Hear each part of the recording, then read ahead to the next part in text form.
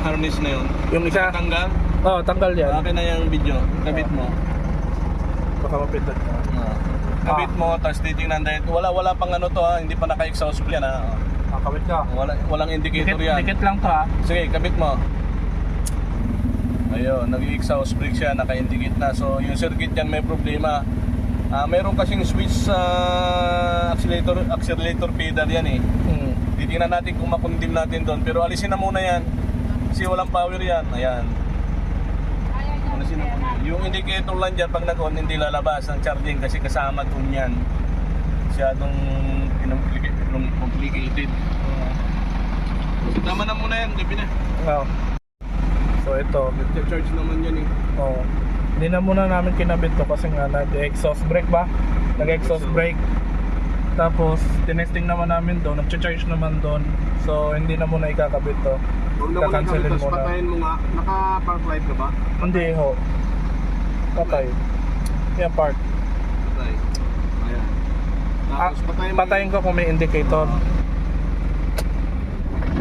Tignan mo kung naka-indicate yung Wala. Subukan mo nga ikabit yun. Dali ah. Bale. Meron. Nandoon lahat. Oo. Pati yung So, fluid bed. sa indicator yan pero yung nagcha-charge naman, pwedeng i-cancel na muna yan kasi nakikita ko ron nagcha-charge naman eh. Yun na muna ang gagawin diyan, cancelin mo muna yan kasi pag pina-under mo yan, sige, pa-underin mo. Sandarin ka. Biglang lalabas yung exhaust brake diyan. Ayun oh. Kasi nga kapupukpok nung may-ari niyan, yung driver niyan, kaya nagkaroon ng problema yung circuit na yun, yung EPDM na yun.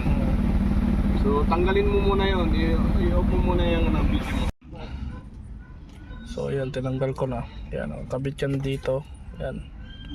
So tingnan natin yung likod. Ayan, kung makikita nyo, itong part na to, yan, yung part na yan mag green pero pagdating dito sa gitna, ayan, kung nakikita nyo parang nasunog. Ayan. So isa rin yan sa indikasyon na kasi inipo ko tong relay to relay na to, ang init. So ito may indikasyon ng may init. Ito yata parang kailangan niya ata magpalit na ito. Kasi nga nandito yung sa charging, di ba? Pag pinupukpok naman yung charging. Ito rin yung natapi ko kanina na biglang nawala kaso nag-iba yung tunog. Tunog ng makina. Bakit nag-iba? Ewan ko, pandarin sandali. Ayan, at saka ito may sunog oh. Ayan, may sunog. Kaya binuksan ko. Kasi tinignan ko yung mga relay, okay. Tsaka pagdating dito sa likod, ayun, parang may naninilaw-nilaw na sunog. Bali, huli na lang yan. At least na ano na yan. Tama na yun. So, ito yung problema na itong isa. Kasi sabi ng may-ari, pag tinuktok nyo raw, nawawala. So tinignan ko yung mga relay, okay naman. Tapos tinignan ko to kasi ito yung nagalaw ko kanina na biglang nawala yung indication ng baterya, yung charging tsaka yung sa fluid. Yan. Binuksan ko to kasi ito yung tinapik ko. Tapos nung in-inspect ko, ayun na may parang sunog. So dito nang galing yan. Hindi ko malaman kung itong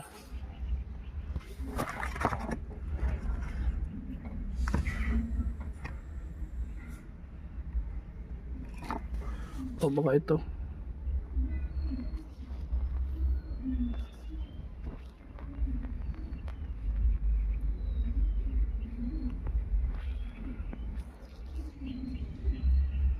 Kasi may sunog siya banda eh. Yan. Yan, may sunog. So ibig sabihin may pamutok na, hindi ko malamang yung capacitor. Yan, pag ganyan ang kabit nyan. So ang tapat nyan, kung di dyan sa dalawa na yan.